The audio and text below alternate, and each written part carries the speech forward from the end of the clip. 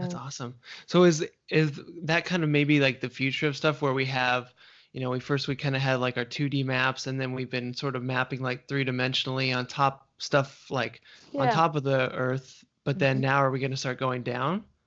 Oh, absolutely. We still know more about space than we do about the inside of our planet. So there's a lot of places and spaces to explore inside the planet, but also unique biology, archaeology, the remains of paleo animals, the remains of ancient civilizations.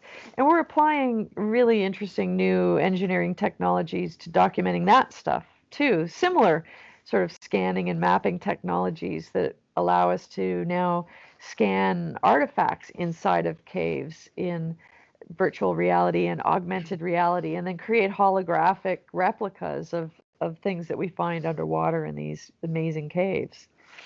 Whoa, that's cool. So we could almost Yeah. like me as just a general like user, I could kind of use virtual reality or something to explore these caves and stuff. Yeah, yeah, that's where we're going now. So, another colleague of mine has developed some of the highest resolution scanning capability and photogrammetry and LiDAR scanning that allows him to, replicate an environment and objects within it. And using things like a Microsoft HoloLens, you can either, use these as augmented reality assets. Like I could project a skull in the space in between you and we could rotate it and look at it and zoom in on things. And it would look like it was just suspended between us within our environment. But we Right. can also create entire environments. Like my colleague Corey Jaskolski just scanned all of Petra, Jordan, the archaeology site, so that people will be able to move through that at a ridiculous level of detail that you've never seen before. Wow. That Yeah, is super, super cool. That's so fun. yeah, yeah. So it's like, so what was the site that he just did in Jordan, you said? Petra, Jordan, and he's scanning Machu Picchu right now. Uh, so all of these iconic environments, he's scanning for. We don't even know how he's going to use them yet. He's going to have these assets. They could be used by gamers. They might be used as virtual travel, opportunities, education. Sky's the limit. Yeah. Man, that's so cool. Is there like an opportunity or like I'm sure someone's working on this where you could um like kind of scan an area or something or some sort of ruins and then like kind of digitally create recreate what we think the original like structure Absolutely. looked like? Oh Oh yeah, man, that's absolutely. so cool. I mean, and imagine, in the future of even tourism, you might be walking down the street wearing, a Microsoft HoloLens or Google Glasses or something like that, and the tour guide's saying, "Oh, how would you like to see what the facade of this building looked like 200 years ago? I'll send that data to you right now," and suddenly the city that's before you is transformed to another era. Or here's what planners want to do with this city in the future. I'll just, morph it in front of you and project other assets like in your path that you can interact with.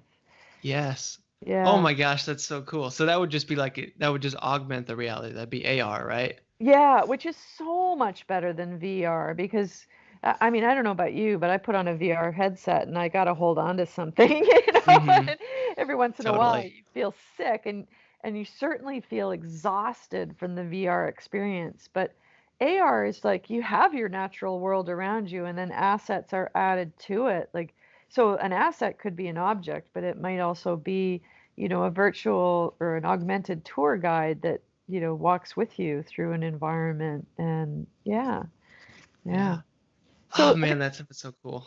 think about young people today and the kind of jobs that they're going to be doing with these sorts of technologies, these, robotic AR, digital mapping, scanning. There's so much. We don't even have titles for the kinds of jobs that they'll have, you know? Yeah. Oh Yeah. yeah, being created. Man, imagine like how cool it would like um how fun it would be to be in school and to have this kind of stuff when you're learning about, all this history and different things like that and visit them. Hmm. That would be so great. It'd be so cool. I mean, well, think about it in the context of my life as a child. we had textbooks, and then the textbooks are, immediately out of date, right? I mean, Totally. I Yep. think about like the map that was on the wall in my school as a child. I was at this museum yesterday and I was looking at a map on the wall from my childhood era, and I'm like, geez, those countries don't exist anymore. Those borders don't exist anymore. I mean, Yeah. now, like in my lifetime, we've got the internet, so we've got the world's knowledge now available to us at our fingertips, but still it's not the same kind of thing as what's going to be available in a very short few years with augmented reality technologies and beyond. You will have everything current at your fingertips. Like, Mm-hmm. you could be attending a conference in, Istanbul in your living room, Yeah. interacting with the people at that conference in a meaningful way that's better than, the Skype that we're doing now. Like, Mm-hmm. Skype would have been unimaginable to me as a child. Yeah, right. And Yeah, now it's just everyday life. yeah, yeah, Yeah. Man, yeah. stuff is so cool like this. It is. Yeah, like that's super exciting. I love that. Yeah, me too. So where is these, I guess it depends for every cave, I guess you're doing, but when you're doing the cave divings, how do you access them? So it depends. So there's a lot of different places around.